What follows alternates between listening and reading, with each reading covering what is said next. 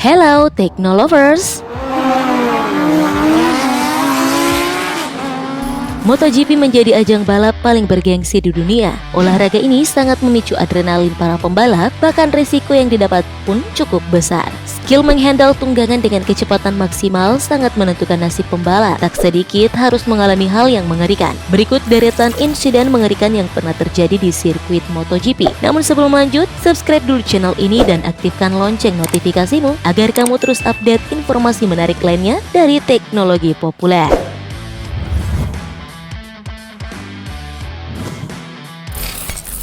Marco Simoncelli. Pembalap asal Italia ini dikenal periang di kehidupan kesehariannya, namun garang di sirkuit balap. Insiden mengerikan menimpa dirinya yang mengharuskan Marco harus kehilangan nyawa pada MotoGP Malaysia 23 Oktober 2011. Simoncelli jatuh saat hendak berbelok di tikungan ke-11 sirkuit Sepang yang kala itu bertabrakan dengan motor Edwards. Kala itu Simoncelli berbaring diam di lintasan sesaat setelah kecelakaan. Pertandingan dihentikan karena Simoncelli harus segera dilarikan ke pusat medis sirkuit Sepang. Sempat mendapatkan perawatan CPR selama 45 menit, namun sekitar pukul 16.56 waktu setempat, Simoncelli dinyatakan meninggal dunia lantaran luka serius yang ia dapatkan.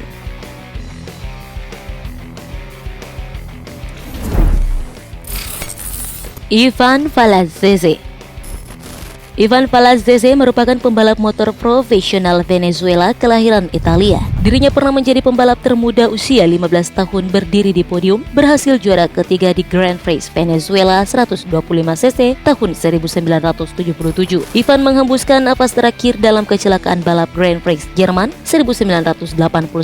Ia bertabrakan dengan Preining hingga terjatuh, lalu ia terkapar dan meninggal di usia 27 tahun karena luka di bagian dadanya yang sangat parah.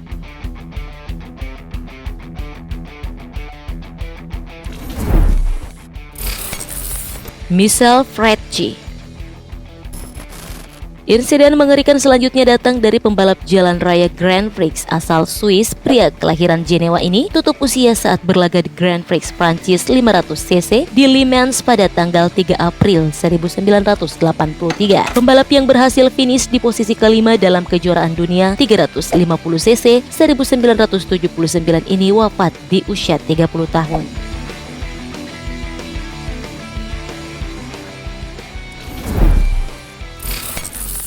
Daijiro Kato. Pembalap yang pernah memenangi kejuaraan dunia 250cc 2001, Suzuka 8 Horse tahun 2000 dan 2002 ini juga mengalami kepahitan hingga merengguh nyawanya. Tepatnya 6 April 2003 saat ajang balapan pertama musim MotoGP di Grand Prix Jepang, Kato jatuh dan kehilangan kendali sampai membuat dirinya keluar dari lintasan balap. Motornya menabrak ban penghalang dan penghalang busa. Kato terluka parah karena kepalanya menyentuh tepi penghalang busa yang mengakibatkan sendi antara dasar tengkorak dan tulang belakang leher rahim melepuh.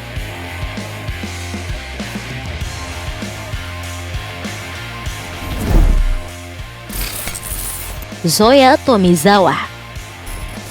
Pembalap motor Jepang ini terbilang sukses berkarir di All Japan Road Race Championship yang kemudian beralih ke MotoGP hingga berkompetisi di kelas 250cc. Saat ia berlaga di kejuaraan dunia Moto2 perdana Grand Prix San Marino 5 September 2010, tepatnya pada lap 12, ia sempat menempati posisi keempat, namun terjatuh di Corfone, sebuah tikungan kanan yang cepat. Kala itu ia kehilangan kendali sehingga harus terhantam oleh motor Scott Redding dan Alex De Angelis dari arah belakang. Hal tersebut membuat dirinya menderita trauma tengkorak, toraks, dan perut. Penanganan media tak mampu merubah takdir hingga dirinya meninggal dunia di usia 19 tahun.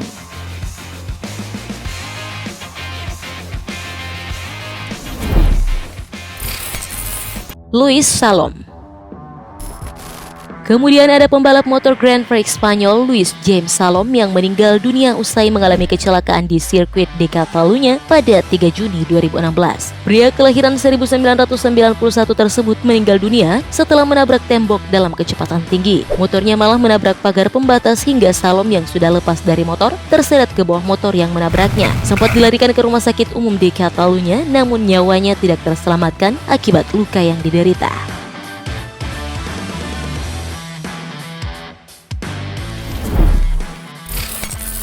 Bastianini.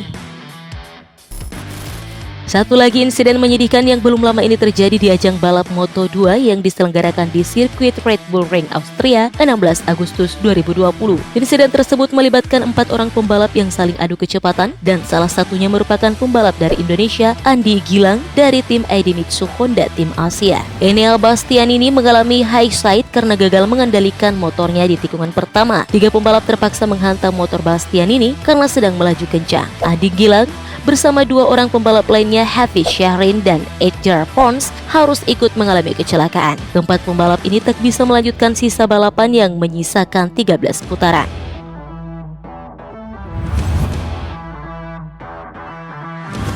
Insiden-insiden tadi menyedihkan semua ya. Meninggal karena kecelakaan saat sedang berlaga di arena balap memang tak bisa dihindari. Semoga tidak ada lagi insiden mengerikan seperti ini ya Teknolovers. Yuk tinggalkan komen kamu di bawah. Jangan lupa juga like dan share video ini. Thank you for watching. Bye Teknolovers.